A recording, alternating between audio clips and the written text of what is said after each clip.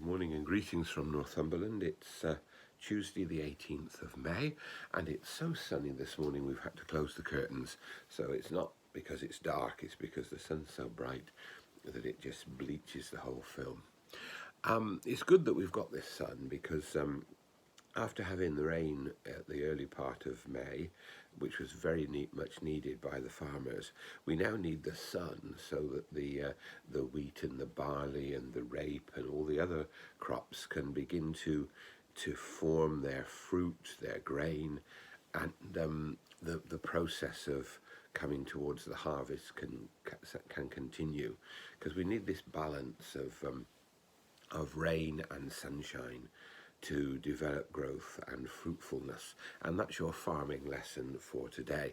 Nothing to do with the story, except that, of course, this balance of provision is important for us all.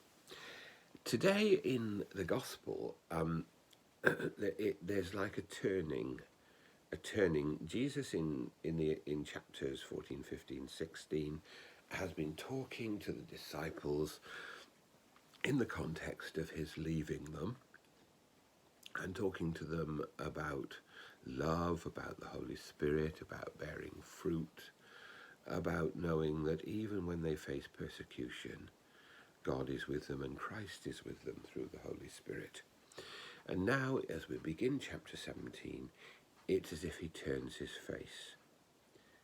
And he turns his face to address not the disciples, but to speak to the Father. It's what the scholars call the high priestly prayer.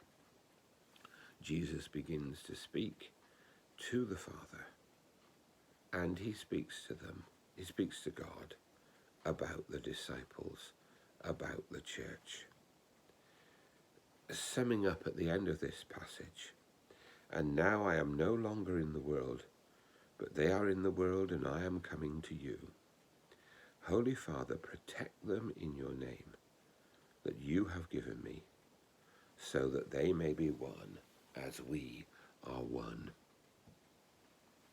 Jesus is praying for the church, for the disciples, for us, that the gift of the Holy Spirit will bring unity, will bring courage, will bring strength, and will bring love, so that the church may be united as Christ and the Father are united, and the church may be united too with Christ, with the Father, and with each other. This is all part of this period as we work towards Pentecost, when we commemorate and rejoice in the renewal of the gift of the Holy Spirit. Jesus prays for us, and we in our turn are praying for others.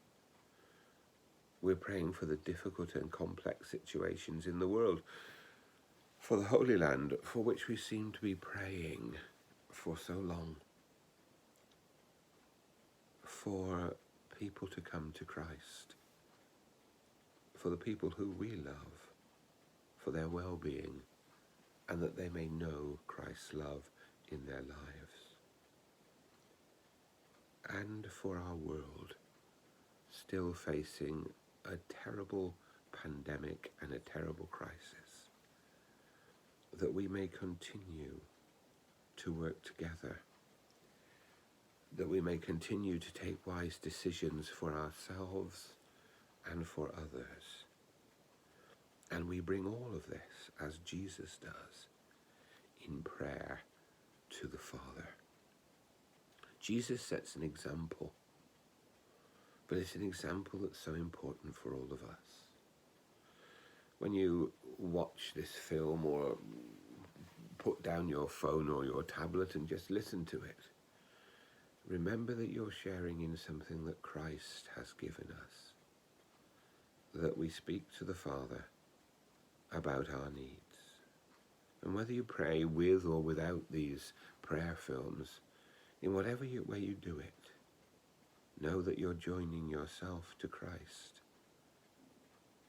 praying for yourself, praying for others, praying for the church, praying and in trusting to God all the things that are in your hearts, so that we may know God's blessing and presence. May God bless us all.